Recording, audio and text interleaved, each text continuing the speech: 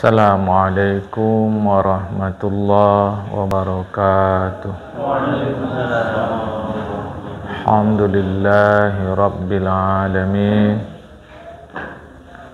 Wassalatu wassalamu ala asyrafil anbiya'i wal mursalin, habibina wa maulana Muhammadin wa ala alihi wa sahbihi ajma'in.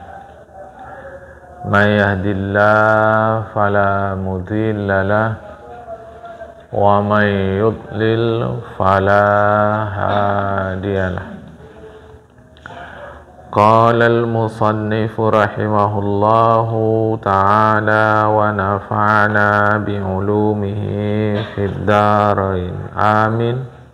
Summa qala, makalah yang ke-10 dari sebagian orang zuhud.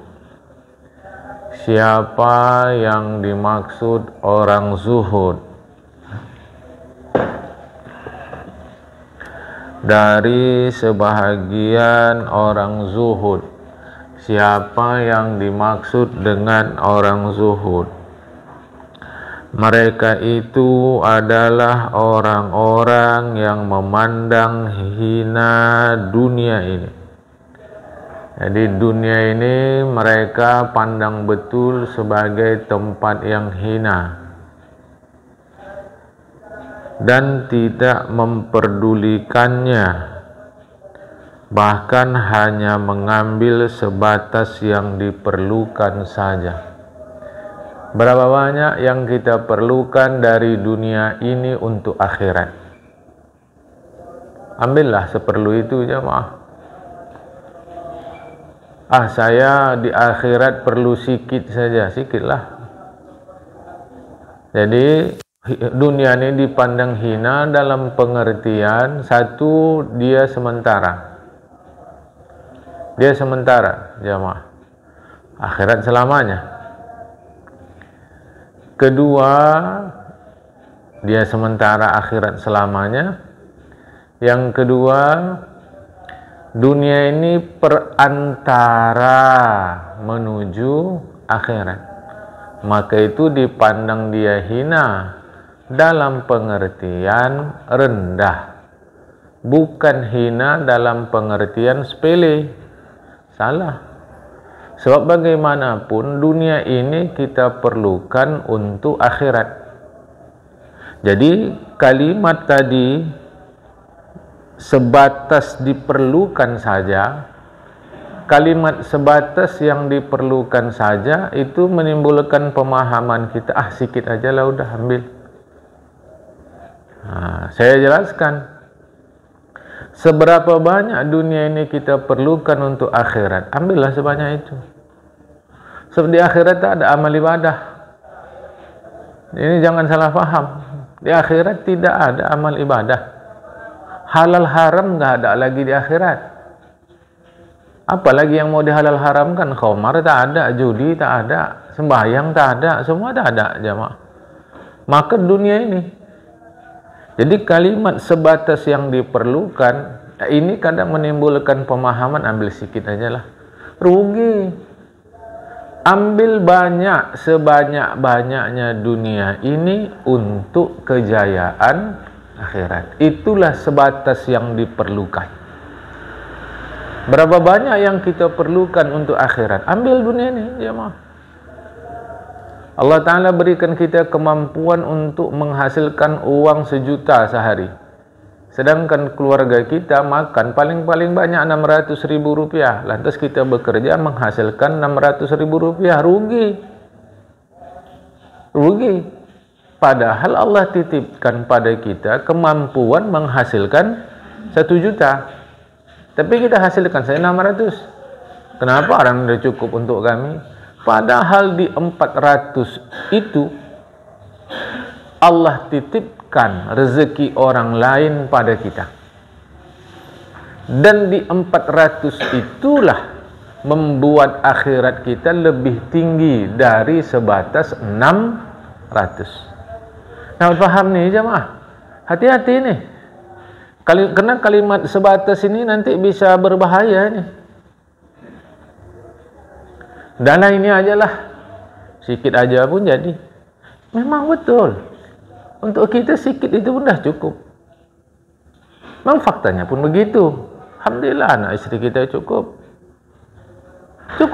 tak ada kurangnya mah. Tapi Allah titipkan kemampuan kepada kita menghasilkan lebih. Mengapa? Di lebih itu Allah titipkan rezeki orang lain. Sehingga kalau kita lihat di akhirat nanti, ternyata saya bisa mencapai surga yang mana. Tapi sayang saya hanya mendapat surga yang ini. Kalimat sebatas perlu. Maka saya ingin sampaikan kepada kita, apakah kita perlu surga yang tinggi berbanding surga yang rendah? Kalau kita rasa iya, maka ambillah sebatas perlu itu di dunia. Ini masih disebut zuhud. Jadi hina dunia berbanding akhirat karena dia sementara. Satu, karena dia perantara. Dua, bagaimanapun kita tetap lebih mementingkan yang menjadi tujuan. Jamaah, sedap-sedapnya kita di satu tempat, kalau itu transit masih lebih enak tempat tujuan. Ya masih lebih enak. Kita katalah dari sini mau ke Banda Aceh, mungkin ada 1-2 tempat kita singgah. Macam mana pun sedapnya kita singgah di situ, tetap saja yang kita tuju adalah tempat tujuan kita, Banda Aceh tadi, jemaah. Nah, jadi hati-hati kalimat dunia itu hina. Bukan maksudnya sepele, salah, rendah. Ya berbanding akhirat rendah dia, so, dia sementara. Nah, dia sementara, jemaah. Ya, jadi harap difahamkan. Jadi siapa orang zuhud? Orang zuhud adalah orang yang memandang rendah dunia ini dan tidak peduli. Dalam pengertian tidak peduli, tak kacau hati dia. Tak kacau. Jemaah. Tak ada kacau hati dia. Kalau misal kata tak dapat, tak ada kacau hati dia. Kecuali, kecualinya ini, bila itu mengganggu kejayaan dia di akhirat, barulah ada kacau dia. Kacau pun bukan maksudnya suntuk, tapi tambah perhatian. Biar aja, hilang tak apa. Tak kacau dia. Memang hilang-hilang lah, macam mana lagi. Tapi ada tambah perhatian dia. Tak bisa dibiarkan saja begini benda ini hilang. Sebab dengan benda inilah pada zahirnya saya mendapatkan pahala ke akhirat. Tambah perhatian dia. Jadi bukan kacau dia resah, gelisah. Tidak. Jadi tak peduli sama dunia ini dalam pengertian hati dia tidak kacau.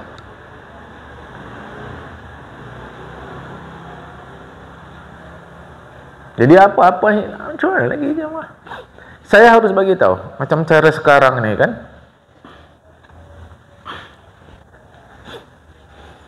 Harga barang-barang naik ni. Saya rasa kita semua tahulah. Dulu kalau dia bawa 10.000 ke pajak boleh dapat 1-2 macam barang. Sekarang satu macam barang pun sudah susah. Naik. Mana lagi? Apa yang mau masa gara-gara naik ni saya tak sembahyang? Gara-gara naik saya tak wirid, gara-gara naik ni saya tak baca Quran, saya gara-gara naik ni masa tak bersedekah? Tidak.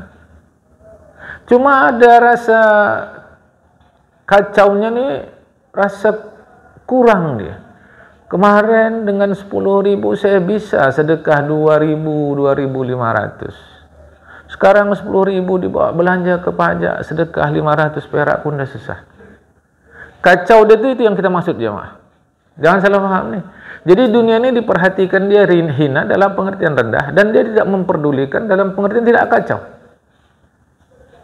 Tak peduli dia, tak kacau dia macam mana? Kalau naiklah sudah. Separuh orang kalau naik harga barang bingung dia tak bisa makan enak lagi, tak bisa ini, dia tidak.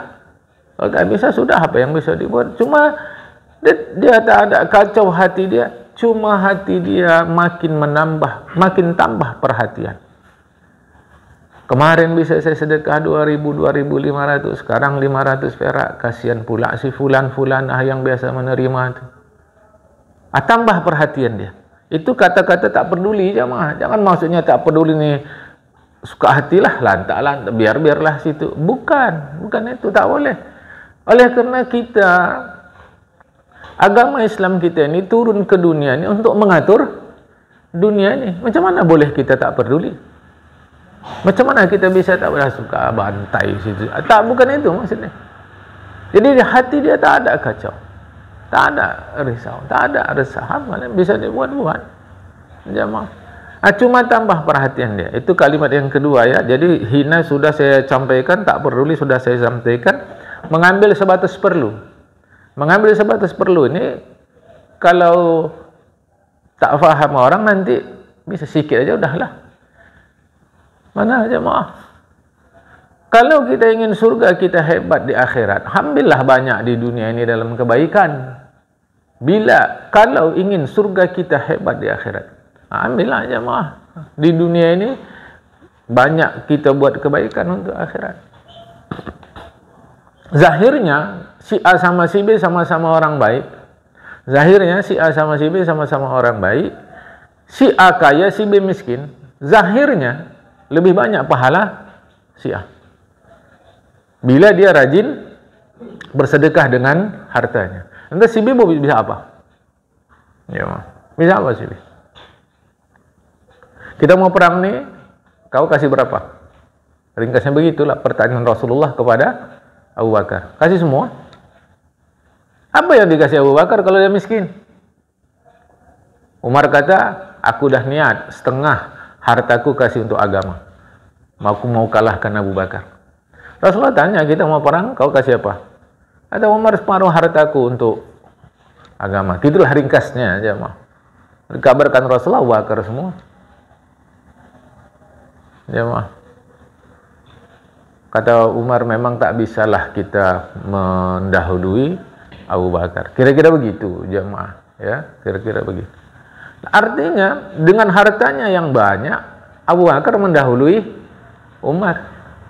Sebatas itulah yang diperlukan Abu Bakar di akhirat, itulah dia ambil dunia. Jadi kalimat sebatas nih, jangan nanti dipahamkan, sikit aja pun jadilah. Itulah maka terbentuk kalimat, sedekah biar sikit asal ikhlas. Itu kan, ambilnya sikit kurang sikit kurang sikit jemaah. Ini harap dipahamkan dengan benar. Jadi orang zuhud adalah orang yang menggunakan dunia setinggi-tingginya untuk kejayaan akhirat. Jangan terbayang orang zuhud nih rumahnya jelek, pakaiannya kusut, itu bukan zuhud tapi merana tuh. Zuhud ni apa saja yang ada di dunia ini dia gunakan untuk setinggi-tingginya kejayaan akhirat. Sehingga kalau memang dia cukup bajunya 2-3 helai, untuk apa dia beli sampai 4, 5, 6, 7 helai? Kan uang untuk membeli yang ke-4, ke-5, ke-6 bisa digunakan untuk pahala akhirat. Rumahnya cukup 1 tingkat, untuk apa dibuat 2 tingkat? Dana untuk 2 tingkat atau tingkat kedua bisa digunakan untuk kejayaan akhirat. Kereta dia masih bisa dipakai lagi, masih bisa dipakai. Memang lama, tahun lama udah, tapi masih awet, masih bisa dipakai. Untuk apa beli yang baru? Maka selalu saja penampilan orang zuhud adalah sederhana.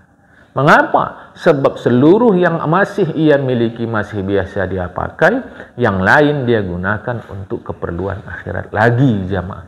Yang ini yang ada sekarang untuk akhirat, yang lain untuk akhirat lagi. Selalu begitu. Ya, jadi jangan salah konsep zuhud. Karena difahamkan konsep zuhud ini, usah ambil dunia ini, apa lagi? Keliru, ambil dunia ini. Ambil sebanyak-banyaknya, tapi gunakan untuk akhirat. Semacam mana pun kita pulang sehelai. Dan itu tak ada merek. Saya tak tahu lah, mungkin kita lebih memiliki pengalaman dan pengetahuan, saya tahu. Setahu saya kain kafan itu nggak ada mereknya. Entah sekarang, saya tak tahu. Jemaah, macam mana pun itu yang kita bawa pulang. Semahal-mahal kereta, semahal-mahal kendaraan kita, tetap juga kerenda itu yang bawa. Jamaah. Semahal-mahalnya. Tetap kerendah itu juga. Nah, jadi kalau gitu, udah nggak usah ambil nih dunia. Bukan. Gunakan dia sarana untuk jaya di akhirat. Ini yang harus kita paham. Itu zuhud ya. Nah, kata orang zuhud apa? Apa kata orang zuhud? Siapa saja yang berbuat dosa, yaitu menanggung dosa. Siapa saja menanggung dosa, berbuat dosa, padahal dia tertawa, maksudnya dia bergembira memikul dosa itu. Buat dosa tapi tak merasa buat dosa, enjoy aja, senyum, macam dah banyak pahala. Ini jemaah kan? Maka sesungguhnya Allah akan memasukkannya ke dalam neraka sedangkan dia menangis. Mengapa? Karena semestinya dia menyesal dan meminta ampun kepada Allah Ta'ala atas dosanya itu. فَلْيَبْكُ كَثِيرًا وَلْيَضْحَكُوا قَلِيلًا. Itu ayat Al-Quran. Banyak nangislah kalian, sedikit ketawa. Maknanya apa? Agama mengajarkan kita untuk segera selamatkan diri. Agama ajarkan kita untuk segera selamatkan diri. Sebab kita masing-masing tahu tentang diri kita. Jemaah. Makanya kalau orang menanggung dosa, orang berbuat dosa tapi dia ketawa-ketawa, maknanya dia tak peduli akan keselamatan dirinya. Kalau beginilah sampai dia mati, Allah masukkan dia ke dalam neraka. Allah masukkan. Mengapa? Karena semestinya dia menyesal, minta ampun, tapi tidak. Jemaah. Istimewa macam saya, macam kita yang sudah tua-tua nih, jemaah kan. Siapa saja yang patuh padahal dia menangis. Mengapa orang patuh menangis? Maksudnya karena malu kepada Allah dan takut terhadap murka Allah Ta'ala. Sebab kelengahan di dalam ketaatan itu. Ya? Siapa saja yang patuh pada Allah Ta'ala, patuh dia, tapi dia nangis. Mengapa dia patuh menangis pula? Karena malu kepada Allah Ta'ala dan takut terhadap murka Allah Ta'ala. Malu dan takut kenapa? Sebab lengah dalam taat itu. Jadi siapa yang patuh tapi dia menangis, menangisnya karena malu dan takut. Malu dan takut. Malu apa? Dalam taat pun dia lengah. Apa contohnya dalam taat dia lengah? Dalam sembahyang dia tak ingat sembahyang. Dalam ngaji dia tak ingat ngaji. Itu lengah jemaah. Itu yang dibilang orang cuma khusyuk dalam sembahyang. Dalam sembahyang dia tak apa-apa diingat dia. Dalam mengaji, hati dia tak fokus ke ngaji. Dalam berwirid pun nanti fokus dia bukan ke wirid tadi jemaah, dan seterusnya. Jadi malu dalam taat. Sebab apa? Sebab patuh dalam taat. Sebab apa? Sebab malu kepada Allah dan takut terhadap Allah. Mengapa malu? Mengapa takut? Lengah dalam taat. Bayangkan tu jemaah. Lengah dalam taat. Bukan tak taat. Apalagi kalau tak taat. Dalam taat tu dia lengah. Kan? Masih ingat yang lain lagi. Maka sesungguhnya Allah Ta'ala akan memasukkannya ke dalam surga padahal dia tertawa. Apa maksudnya? Bergembira. Dia bergembira seriang-riangnya karena tercapai tujuannya, yaitu kemaafan daripada Allah Ta'ala. Artinya kita buat taat pun mesti kita tangisi. Mesti kita tangisi. Buat taat pun mesti kita tangisi. Mengapa? Karena seperti para olahragawan itu yang bertanding jemaah. Dia dapat juara, tapi sedih jugalah. Kenapa? Mestinya bisa lebih lagi juaranya. Sudah dapat lebih, sedih lagi. Kenapa? Bisa lebih lagi. Bisa lebih lagi. Bisa lebih lagi. Bukan perkara syukur nih. Bukan perkara. Untuk pahala tak boleh syukur. Dalam pengertian. Ini aja pun cukup lah. Udah. Salah. Jamaah. Untuk pahala, dia terus menerus cari, terus menerus buat, terus menerus lebih untuk pahala. Jamaah, Ini aja pun udah lumayan lah. Untuk kita yang mengaji ini sebetulnya tak boleh begitu. Mengapa? Karena rugi jemaah. Rugi. Nah, jadi jemaah yang dikasih Allah, kata si orang zuhud tadi itu, siapa yang patuh padahal dia menangis karena malu dan takut terhadap murka Allah, sebab dia yakin dia masih lengah dalam taat itu, sesungguhnya Allah Ta'ala masukkan dia ke dalam surga seriang-riangnya dia, segembira-gembiranya dia. Jadi jangan ini kalau bahasa ngaji kita selama ini pakai bahasa Arab, qanaah. Qanaah itu mencukupkan apa yang ada. Mestinya qanaah itu bukan pada pahala. Tapi kita pada pahala, ini aja pun udahlah. Ini aja pun cukup lah udah. Ya salah lah jemaah. Keliru lah. Nanti kalau ditanya, maukah engkau dapat perunggu ataukah dapat perak? Pinginnya perak. Untuk perak buat ini. Udahlah perunggu aja pun dah jadilah itu. Salah jemaah. Sebab nikmat Allah itu berbanding atau sebanding lurus dengan kebaikan kita. Jadi nikmat surga, nikmat Allah surga itu sebanding lurus dengan kebaikan kita. Makin baik kita dalam hidup di dunia ini, insya-Allah makin baik pula surga kita di akhirat. Ya ini aja pun jadilah. Itu keliru dalam pahala, ya. Itulah nasihat orang zuhud tadi. Makalah yang ke-11 dari sebahagian orang bijak, yaitu wali Allah. Wali-wali Allah, kekasih-kekasih Allah. Ini saya mau bagi tahu nih, jangan dipahamkan kekasih Allah itu yang terbang-terbang di langit, yang bisa jalan di air. Bukan jemaah. Kalau kalian nengok orang bisa terbang-terbang di langit, bisa jalan dia di air, itu tidak memastikan dia wali Allah. Kata para ulama, di antaranya Imam Ghazali, Syekh Junaid Al-Baghdadi. Sampai kalian lihat dia kehidupannya bersesuaian dengan Al-Quran dan Sunnah Rasulullah Muhammad SAW. Itu ketentuan. Sebab kita orang Indonesia ni kalau dah ada yang aneh-aneh, yakin kita wali Allah nih, wali Allah katanya. Bisa dia enggak makan 3-4 hari. Itu saudara-saudara kita itu yang pada kenyataannya memanglah susah hidup dia, berapa hari tak makan. Kalau itu jemaah bukan Al-Quran dan Sunnah Rasulullah. Cocoklah dia ni, dia wali Allah. Kenapa? Serbannya hebat, jubahnya hebat, tasbihnya besar, badannya wangi. Tunggu dulu. Sebab jubah ni kebiasaan orang Arab. Tunggu dulu jemaah. Ya, ini mau hati-hati dulu kita. Saya selalu menyampaikan, penipu-penipu di Arab sana pun berjubah, berserban.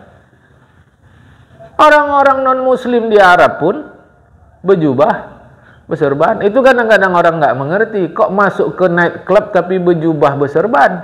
Yang kalau cara di sini sudah kita cium tangannya, lidahnya fasih pula. Orang dia non-muslim. Di Arab Saudi itu pun banyak non-muslim jamaah. Jangan bilang tidak. Ya, ini orang Arab berserban, berjubah, Masya Allah. Kok megang-megang salib gini? Betul lah iman orang Arab ni. Jahat betul. Tidak, orang dia non-muslim. Jamaah. Ini mau hati-hati kepada kita. Jadi wali Allah itu bukan dia mesti ada nampak kita peristiwa-peristiwa aneh. Belum tentu. Jadi mesti kita pastikan hidup dia bersesuaian dengan ajaran agama. Ini harus hati-hati. Kalian itu, kalau saya masuk ke dalam net club tu, hati saya tetap dekat dengan Allah. Kata dia begitu. Yakin lagi dah. Kata kita, ya bu, ya juga. Kalau macam awak ni di masjid pun belum tentu hati betul. Kalau macam tuan ni di tempat maksiat pun hatinya dah lurus. Salah, keliru. Tak bisa jemaah. Ya, tak bisa begitu. Itu keliru. Jadi waliullah ni orang-orang yang hidupnya bersesuaian dengan agama. Hati-hati. Makin ke belakang, musang sudah tak berbulu lagi. Kalau dulu musang tu berbulu ayam, masih ada bulu dia. Sekarang dah tak berbulu lagi musang. Ini mau hati-hati jamaah. Jangan mudah-mudah kita terhadap ajaran agama. Dari sebagian orang bijak, apa kata mereka? Janganlah kalian menyepelekan dosa kecil. Maksudnya, jangan anggap enteng. Ini kan dosa kecil aja. Macam kita memang tidak dosa, tapi makruh. Kan ini makruh aja. Jangan sepele atas yang kecil-kecil. Karena sesungguhnya dosa-dosa besar berasal daripada dosa kecil. Juga barangkali murka Allah Ta'ala ada di dalam dosa kecil itu. Allah bisa karena biasa.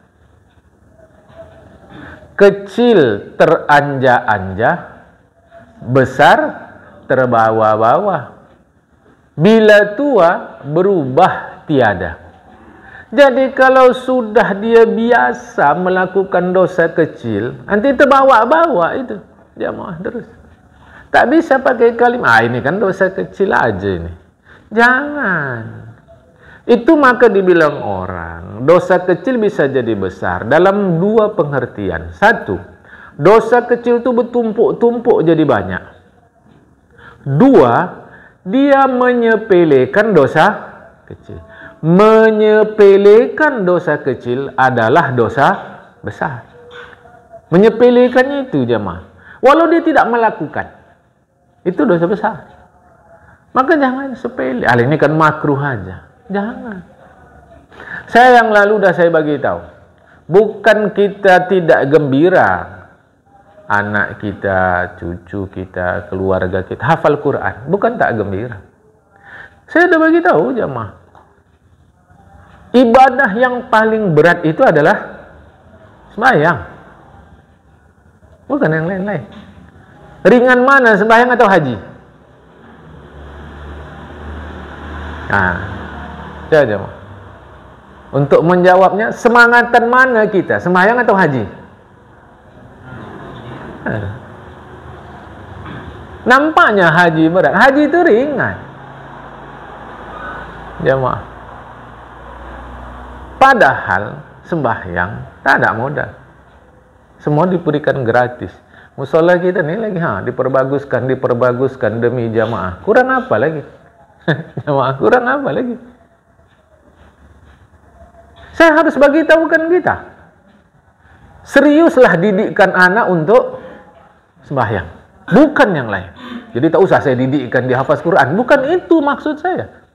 Di dalam menghafaz Quran cara sekarang itu ada kemasyhuran. Ada rupanya masyhur dalam sembahyang. Coba dulu jemaah.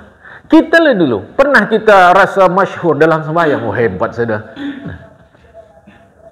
Di dalam haji ada kemasyhuran. Tak perlu pakai ha di depan. Wallahi tak perlu.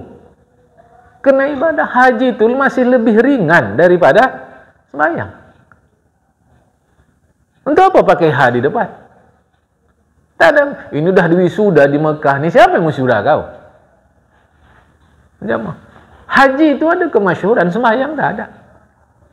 Zakat apalagi kalau dia zakat harta, makin banyak angkanya jemaah. Saya harus bagi tahukan kita. Didik serius anak sembahyang. Kita harus realistis jamaah. Bisa saja anak kita sembahyang, alhamdulillah, istiqomah dia sembahyang. Sebab nanti kalau dia tidak kita seriuskan sembahyang, walau dia alim, berilmu dalam yang lain-lain, nanti dia akan mampu tawar-menawar hukum. Dia akan mampu tawar-menawar hukum. Itulah geliatnya, istimewanya sembahyang itu. Karena sembahyang ini dia macam punya watak sendiri untuk mengendalikan. Kalau serius sembahyang, jemaah. Ini mau hati-hati. Jadi jangan sepele. Tadi kan masalahnya sepele. Sepele dosa kecil itu bisa berbahaya sebab sesungguhnya dosa besar berasal dari dosa kecil. Sepelenya itu jemaah. Jangan nanti saya difitnah. Tak boleh pula kata dia naik haji, tak boleh pula hafaz Quran, tak boleh hafaz hadis. Bukan. Bukan, jemaah. Sembahyang. Sembahyang yang nampaknya ringan tu berat. Berat sembahyang, jemaah. Tapi nampaknya ringan. Bila mampu dia sembahyang dengan baik. Itulah dia. Baru nanti yang lain-lain itu menjadi ikutannya. Pernah kita cerita, anak saya sembahyang rajin. Dalam pengertian, apakah sebegitu gembira kita menceritakannya berbanding anak saya pesantren sini? Karena memang dalam sembahyang tak ada kemasyhuran. Bangga kali dia ceritakan anaknya di sini. Ya normal, jamaah, normal. Itu tak ada kritik di situ. Tak ada kritik. Yang saya mau ceritakan, mengapa pada yang paling utama kurang rasa gembira kita berbanding yang lain? Jawab di hati masing-masing. Macam mana pun seperti yang saya sampaikan minggu lalu, ada jugalah risau kita dalam pengertian tanggung jawab kepada Allah bahwa anak kita mungkin belum kerja tetap, atau sudah kerja tetap tapi ya uangnya secara zahir belum cukup. Adalah risau kita. Tapi apakah sebegitu tinggi risau kita atas ketidakbagusan sembahyang anak kita? Apakah sebegitu risau kita akan belum beresnya sembahyang anak kita? Apakah sama kerisauan kita? Itu adalah. Ini mau hati-hati. Saya mau bagi tahukan kita pas masalah sepele itu. Ya. Jangan salah tempat. Orang sanggup capean mana sembahyang atau puasa? Letihan mana sembahyang atau puasa? Kan gitu jemaah. Tapi mauan mana orang sembahyang atau puasa? Coba deh. Saya tak tahu kita. Saya berusaha memahami orang yang puasa tapi tak sembahyang. Tak paham saya sampai sekarang. Mengapa dia mau capek-capek, tapi yang tak capek dia tak mau? Secara fisik. Secara fisik capek kali puasa aja mah. Sembahyang tu paling 3-4 menit. Selesai. Mengapa orang lebih mau yang menghabiskan tenaga, lemas badan, tapi sembahyang dia tidak? Karena memang sembahyang ini perlu serius, jemaah. Dan saya tak faham. Saya tak main-main. Saya tak faham saya mengapa mau. Meskipun saya secara agama tahulah sembahyang ini perlu serius dia, jemaah. Dalam sembahyang tak ada masyhur. Tak ada masyhurnya sembahyang ni, jemaah. Maka jangan sepele, hati-hati. Didikkan anak kita, cucu kita. Sembahyang nomor, sembahyang. Ya. Makalah ke-12. Anin Nabi SAW, daripada Nabi Muhammad SAW. La saghira ma'al israr. Artinya tiada dosa kecil padahal terus-menerus dilakukan. Apa maksudnya? Maksudnya dengan dikerjakan terus-menerus maka dia jadi besar. Terus-menerus dosa kecil dilakukan jadilah dia besar. Maksudnya bertumpuk-tumpuklah dia, jamaah. Sedikit jadilah dia banyak. Maka kata Rasulullah tak ada dosa kecil padahal dia terus-menerus. Begitu juga berniat untuk melakukannya terus-menerus menjadikannya besar. Berniat ya, bukan selintas.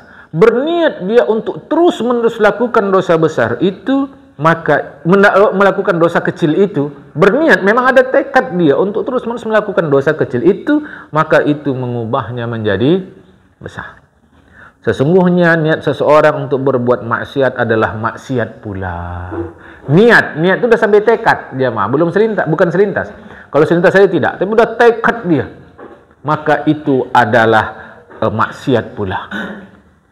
Ini mau hati-hati. Maka kita niat ini dilurus-luruskan. Tapi jangan salah faham ya. Dalam berbuat baik pun niat, tapi jangan salah faham berniat saja buat baik, tidak juga, salah. Tapi kan niat aja udah pahala, betul. Dalam perbuatan baik ada dua bahagian pahala. Satu pahala niat, satu pahala perbuatan. Qasdul ibadah wa fi'lul ibadah. Dalam kita berbuat baik ada dua bahagian pahala. Satu, qasdul ibadah, pahala niat. Kedua, fi'lul ibadah, pahala berbuat niat. Dia miskin, berniat, kalaulah kaya aku ya Allah, bersedekah aku. Sampailah mati, tak ada lah dia kaya, sehingga tak bisa bersedekah, dah dapat pahala niat. Tapi kalau ternyata dikayakan Allah, dia tidak bersedekah, maka niat yang sebelumnya itu tak dikasih pahala itu, karena berarti bohong. Jamaah. Kalau jujur dia, adalah duitku ya Allah, ku tolong dia. Jujur tidak niat dia nih. Nanti tengok ketika Allah berikan dia duit untuk bersedekah. Sedekah tidak. Jadi ada qasdul ibadah, ingin beribadah. Ada fi'lul ibadah, perbuatan ibadah itu sendiri. Ini untuk baik. Untuk buruk dia begitu. Berniat dia untuk terus menerus berbuat dosa kecil ini. Maka niatnya itu membuat dosa yang kecil itu terpandang menjadi dosa besar. Dosa itu tetap kecil, tapi nilai niat dia untuk terus menerus berbuat dosa kecil itu adalah maksiat, dosa besar. Jamaah, paham nih? Kita janganlah ada niat-niat begitu. Sakit kali hati saya. Awak bantunya dia untuk carikan calon istri anaknya. Awak bantu. Udah awak bantu, pesta dia tak diundangnya saya. Nanti kalau anakku nikah, tak kuundang juga dia. Ini salah nih. Ini salah aja, Pak. Udah salah pada niat. Ada salah ini pada niat. Niatnya busuk. Ya, Pak. Udah sampai tekad ya, udah sampai tekad. Belum selintas, bukan selintas. Kalau selintas dia tidak. Jamaah yang dikasih Allah. Wala kabirata mal istighfar. Tidaklah dosa itu besar padahal dia meminta ampun. Maksudnya bertaubat dengan memenuhi syaratnya. Dia tetap dosa besar. Tapi dengan dia taubat maka dosa itu dihapuskan oleh Allah Ta'ala. Itu maksudnya. Jangan nanti dipahamkan melakukan dosa besar, tak besar tetap besar. Orang dia berdukun. Bukan dukun beranak. Dukun beranak tak ada masalah. Dukun patah tak ada masalah. Dukun yang dimaksud ni ramal-ramal supaya laris dagangan. Orang kan pergi ke dukun jemaah. Orang berdagang tu supaya laris pergi dia ke dukun. Pakai apa namanya? Apa namanya itu? Pelaris ya? Pakai pelaris. Pergi dia ke dukun. Syirik nih. Syirik. Walaupun dilakukan oleh anak Pak Ustadz, oleh Pak Haji yang rajin ngaji, dah 6 kali ke Mekah, tetap syirik. Jamaah, berdosa besar. Apalagi yang pakai susuk tu, kan? Pakai susuk, syirik. Itu kerjasamanya dengan jin, dosa besar. Hampir rata orang jualan tu pakai dukun. Jangan bilang pelaris lagi. Dukun. Orang pintar pula katanya. Kan tersinggung awak. Orang pintar katanya. Tak ada orang pintar. Dukun jemaah. Itu dosa besar. Setelah ngajinya salah dia. Bertaubat kepada Allah. Itulah maksud Rasulullah. Tak lagi itu dosa besar dengan istighfar. Maknanya diampunkan oleh Allah. Ini bahasa kiasan. Dosa itu tetap besar lah, tapi dengan dia bertobat dihapuskan oleh Allah Ta'ala. Sesungguhnya taubat menghapuskan bekas dosa, sekalipun dosa besar. Ya. Jadi bunyinya tidak ada dosa kecil kalau terus menerus, tidak ada dosa besar bersama istighfar. Sementara Imam Dailami meriwayatkan hadis ini dari Ibnu Abbas dengan susunan terbalik. Kalau yang Imam Dailami dari Ibn Abbas terbalik, tidak ada dosa besar bersama istighfar, tidak ada dosa kecil kalau terus menerus. Itu tak menjadi penting. Yang menjadi penting adalah isinya, jamaah yang dikasih Allah Ta'ala. Ini jangan keliru kita. Ya berusaha, tapi mesti jalan yang betul. Kalau jalannya salah, salah lah itu. Kan? Macam cara sekarang nih kan. Ini kan musim-musim penerimaan mahasiswa baru. Ya ujian-ujian lah. Ini tidak, dia gunakan joki rupanya istilahnya. Orang lain yang ujian supaya lulus dia bayar. Ini dosa besar. Kalau dia lulus, dosa besar dia di situ, jamaah. Atau enggak gunakan joki, bahasa kita orang dalam. Ada kenal dia, entah saudara dia, entah apa dia, dimasukkanlah nomor dia duluan, dikasihlah dia bocoran, itu dosa besar. Yang lucunya kita yang Islam pula melakukan ini atas nama usaha. Oh, tak betul lagi itu jamaah. Maka sekarang banyak kacau nih, karena jalannya tak betul.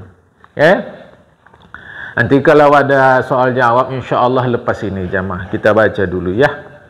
Makalah yang ke-13.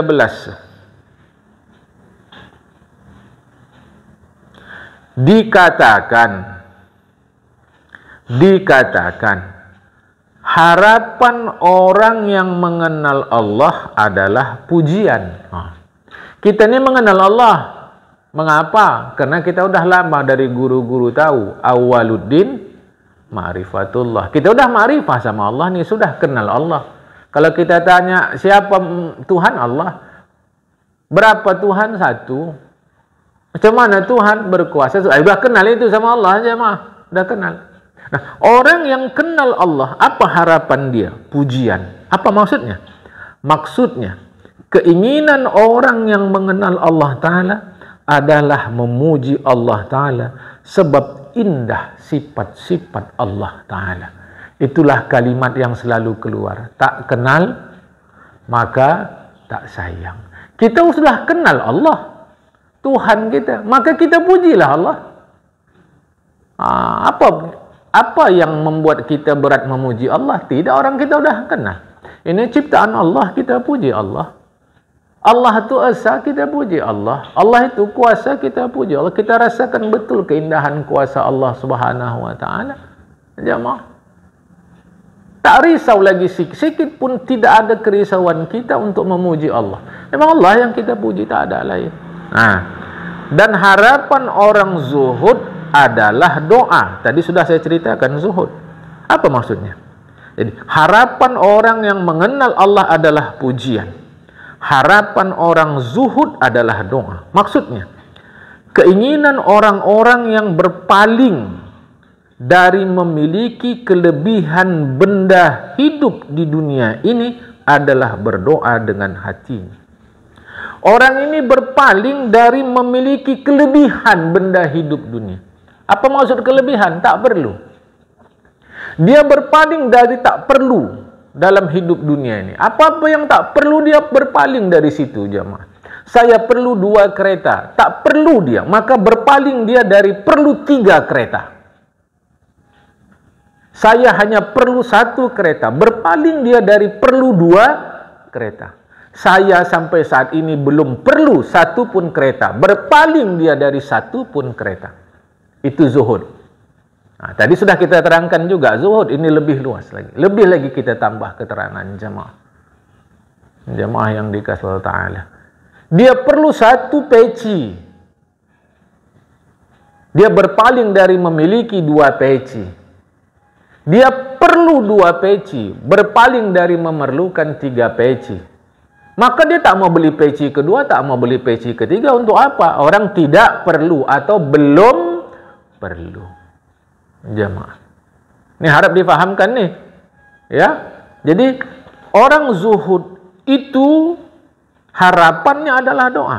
Maksudnya, keinginan orang-orang yang berpaling dari memiliki kelebihan benda hidup di dunia adalah berdoa dengan hatinya, yaitu menghinakan diri kepada Allah dengan cara memohon kebaikan yang ada pada sisi Allah Ta'ala. Hinakan diri di hadapan Allah, jangan di hadapan manusia. Tak boleh kita menghinakan diri di hadapan manusia. Itu nanti bisa, bukan pasti, bisa hukumnya haram. Karena berarti orang itu merendah-rendahkan dirinya di hadapan manusia. Tak boleh, kita sama. Nanti sampai di kitab kita ini. Apa hukumnya merendah-rendahkan diri? Tapi tengok kepada siapa? Kalau kita merendahkan diri kepada orang kaya, begini akibatnya. Kalau kita merendahkan diri kepada orang alim, terpujilah dia. Merendahkan diri ni jemaah. Ya, makanya sahabat-sahabat itu berebut mengambil bekas air wudhu Rasulullah. Bukan yang di tempat, yang dari tubuh Rasulullah. Oh, berebut, menghinakan diri di hadapan Rasulullah. Oh, apa lagi jemaah? Berebut. Ya.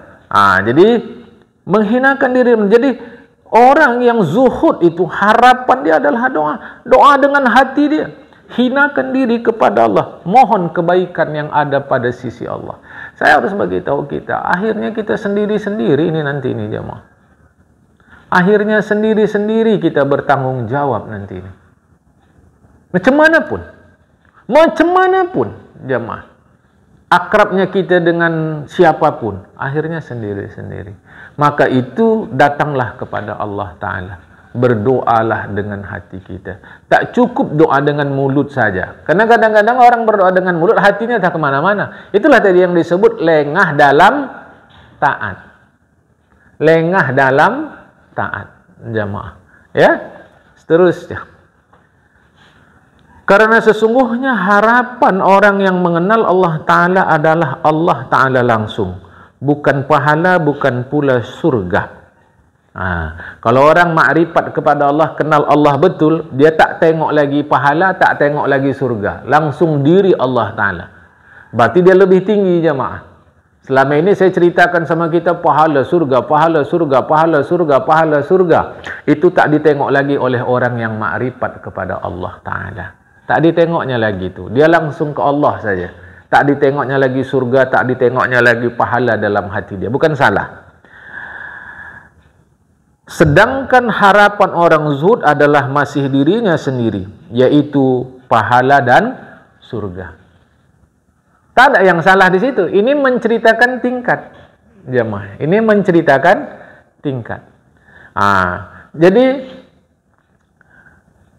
orang yang mengenal Allah, pahala surga dah tak ditengok lagi. Bukan tak diperlukan. Jadi orang makrifah tu melulu tengok Allah Ta'ala saja. Macam kita, kalau dia sibuk mau mengaji, tak ditengoknya siapa yang menyampaikan pengajian. Asalkan isi pengajian itu betul-betul mengingatkan dia dari dunia ke akhirat. Memindahkan dia dari bodoh ke alim. Membawa dia dari tinggi hati ke rendah hati. Siapapun. Karena yang ditengoknya pelajarannya itu. Bukan orangnya lagi. Jemaah. Tapi ada orang ngaji ini tengok orangnya dulu. Orangnya macam mana ni? Padahal isinya sama. Mana yang buruk antara dua? Tak ada. Sama-sama baik. Tapi tentu ada yang lebih baik. Jadi sama-sama masuk ke dalam surga orang zuhud dan orang mengenal Allah.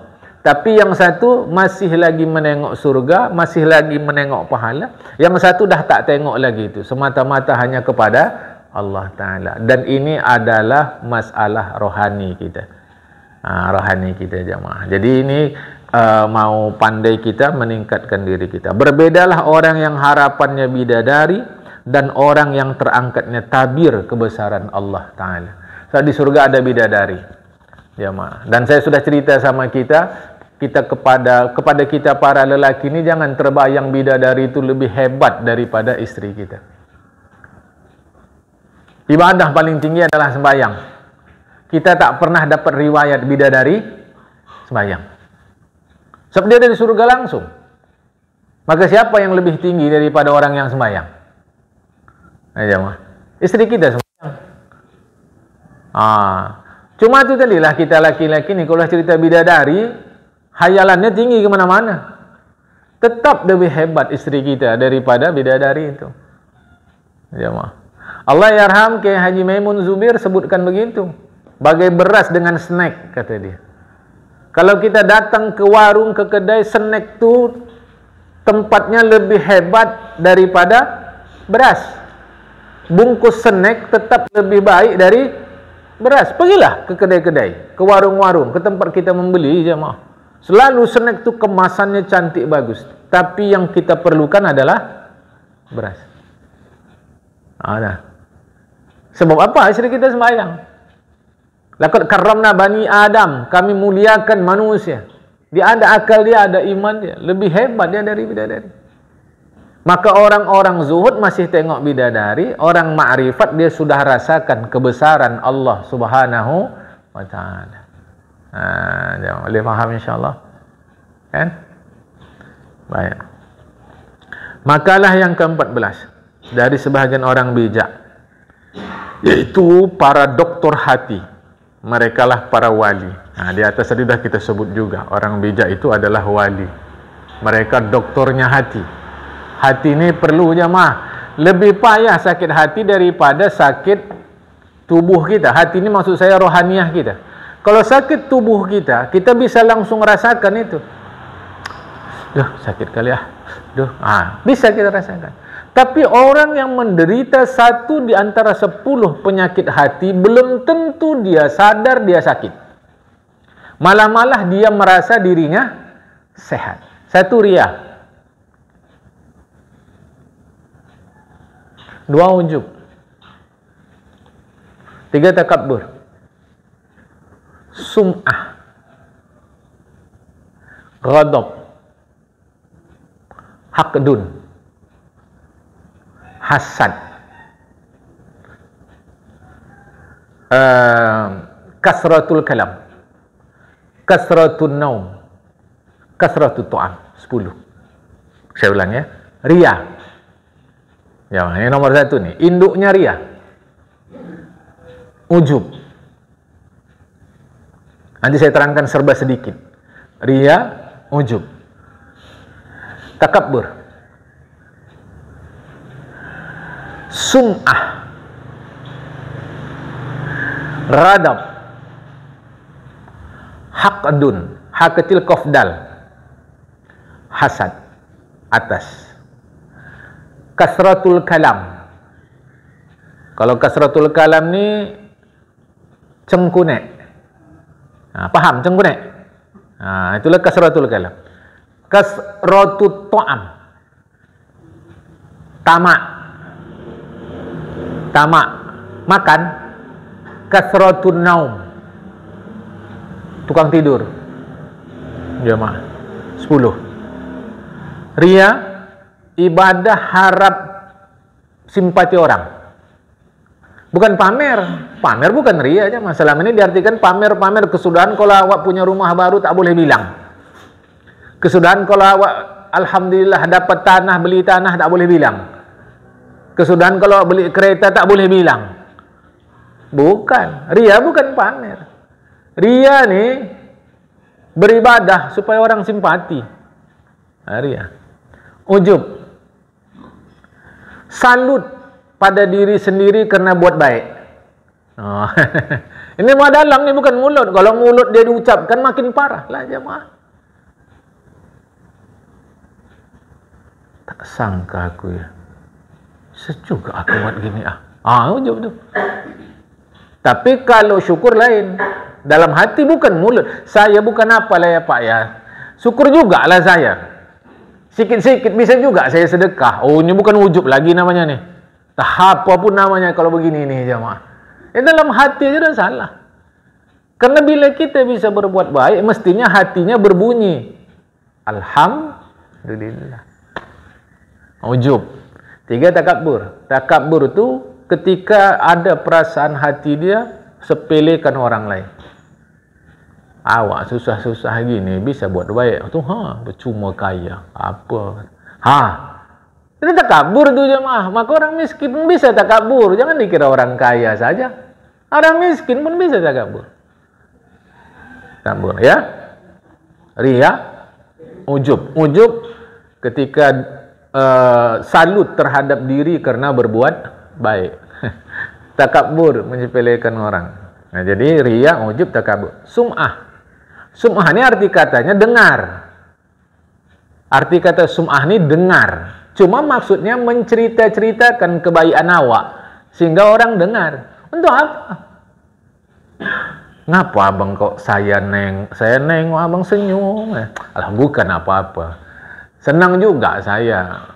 AC yang kami kasih ke musola ni dipakai awak. Bukan apa, sikitnya amal awak. Bukan. Untuk apa? Itu sum'ah. Cerita-ceritakan kebaikan. Asal semula sum'ah dengar. Jadi orang dengar apa kebaikan awak. Untuk apa jemaah? Ini bukan tubuh, bukan zahir yang sakit. Yang sakit hati. Riya, ujub, takabur, sum'ah. Ghadab, marah. Nah, apa marah nih? Tak puas keputusan Allah. Itu marah. Bukan mata melotot, suara tinggi, urat tegang. Oh, itu satu saat diperlukan. Masa masjid kau dilempar orang, kau tak marah? Tak boleh marah. Tak boleh marah. Marahlah. Masa tak marah? Berarti kau tak ridho dengan keputusan Allah. Keliru kau. Justru Allah yang suruh kita membela kebenaran. Sifat marah itu penting. Karena kalau tidak ada sifat marah, maka tidak ada upaya perlindungan diri. Itu kata ulama. Taqiyah. Taqiyah itu melindungi diri. Proteksi. Orang tidak akan memproteksi dirinya kalau tidak punya sifat marah. Makanya seekor induk ayam ketika rawat anaknya, coba lewat kita. Kalau tak kembang sayap deh. Itu sifat marah. Cuma masalahnya lah taruh di mana marah nih. Itu yang jadi masalah. Marah tu tak ridho. Haqdun, marah yang dipendam. Sakit hati je mah. Tengoklah kau satu masa ya. Sekarang bolehlah. Tengok nanti. Alhamdulillah saya tak ada sakit marah dipendam tu Ustaz. Alhamdulillah. Baik. Abang pernah dirugikan oleh dia? Pernah. Sakit hati? Enggak. Dendam? Enggak. Disimpan? Enggak. Begitu. Baik. Ketika sedia yang pernah menyakiti hati abang dapat musibah, abang senang enggak? Ada enggak rasa senang? Itulah dia kan dapat hukuman Allah. Sesungguhnya kita sedang menyimpan dendam. Jadi tanda kita dendam, menyimpan marah itu mudah. Senang kita atas musibah orang yang pernah menyakiti kita. Awak mah enggak ada senang awak, susahnya. Tanya batinmu. Suka-suka kita bilang gini kan, sabar aja, nanti Allah yang balas tuh. Dendam enggak? Sabar aja, nanti Allah yang balas tuh. Jadi kau peralatlah Allah membalaskan dendammu kepada dia. Salah aja mah. Makanya sembahyang kita tidak lezat, puasa kita tidak nikmat, sedekah kita tidak senang, tidak membuat kita nyaman. Karena kita menyimpan itu. Yang betul macam mana? Yakinlah Allah Ta'ala membangun alam ini, menciptakan alam ini dalam keseimbangan. Yakinlah itu. Apa mau? Enggak paham kami. Maksudnya, perbuatan-perbuatan nista mengganggu keseimbangan itu. Maka Allah akan mengembalikan keseimbangan itu pula. Masih belum mengerti kami. Baik. Ini contoh mudah. Kita beli belanja ke pajak. Sekilo berapa on? 10 on. Setelah kita beli sekilo, ternyata tak sampai sekilo. 9 on. Nipu tidak? Nipu. Lihat ya. Batu timbangan sekilo, maka benda yang ditimbang mesti sekilo. Ternyata 9 on. Seimbang enggak ini? Tidak. Maka yakinlah kepada Allah. Karena Allah membangun alam ini dalam keseimbangan. Yang 1 on pasti akan Allah kembalikan. Karena kalau Allah tidak kembalikan, ini tak seimbang. Bagaimana cara Allah mengembalikan? Urusan siapa? Urusan Allah. Nggak usah tunggu. Nggak usah tunggu. Ada-ada saja cara Allah mengembalikan keseimbangan itu. Ada saja cara Allah yang tidak masuk dalam fikiran kita. Dan tidak terfikirkan oleh kita. Boleh paham jemaah? Maka tak ada hak dan rugi, hak dan kan? Ada saja cara Allah. Bisa dengan yang 1 on tadi, Allah balikkan kepada kita dalam bentuk tak pernah sakit. Bisa Allah balikkan yang 1 on tadi, perdagangan dia tak lama pun mengalami kerugian, kebangkrutan. Bisa Allah balikkan yang satu on tadi dalam bentuk anak kita dimudahkan Allah sembahyang. Macam-macam jemaah cara Allah Ta'ala yang tak mungkin saya sebutkan satu persatu, mengembalikan yang satu on. Kalau kita tidak punya kemampuan mengembalikan satu on itu, maka Allah yang kerja. Tapi kalau punya, kita diam, kita salah. Jemaah, itulah keluar ayat Al-Quran, Bismillahirrahmanirrahim, la yukallifullahu nafsan illa usaha. Itu jemaah ya.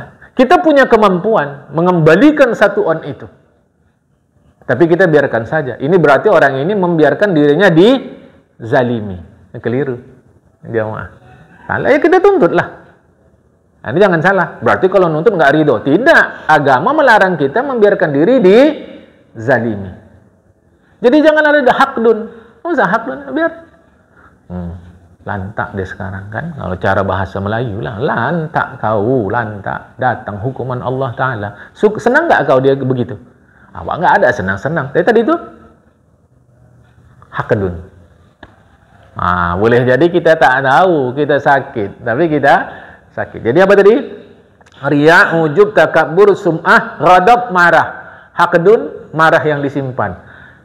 Tak bisa dia melampiaskan marah yang disimpan, masuklah ke hakdun, ke hasadun. Apa hasad? Dengki, iri. Maka orang yang sakit hasad, dengki, iri, sesungguhnya di dalam tubuh dia ada 7 penyakit. Pangkalnya riya. Kasratu to'am, tukang makan. Ini yang sakit hati dia, bukan mulutnya. Mulut alat saja. Hati tu kalau nengok umak, kuih ni, kuih tu, kuih ni, kuih itu. Padahal 10 macam kuih. Bendanya kan sama semua. Gula, garam, air, telur, tepung. Itu juga tu. Pewarna. Tapi banyak aneka ragam dia. Awak, sedapnya. Sedap ni, sedap. Apa bukti? Ramadan. Untuk membuktikan kita tukang makan atau tidak, tengok Ramadan. Apa persiapan kita buka? Sama tidak perasaan kita terhadap makanan tu sebelum dan sesudah buka? Bila beda, kita masih kasratu tu'am. Kalau dah habis buka, enggak macam tadi semangat awak nengok makanan ni. Barulah dikasih sedekah ke masjid untuk orang tadarus. Mana pahalanya ni? Belum lagi nanti awak cium makanan tu dah mau basi. Nuduh tidak, pengalamanku. Orang awak pun tadarus. Kalau kami dulu tadarus tu sampai dekat subuh baru selesai. Tahu kita je mudah. Ngapa tak tadi dikasih? Tengok. Kasratut to'am.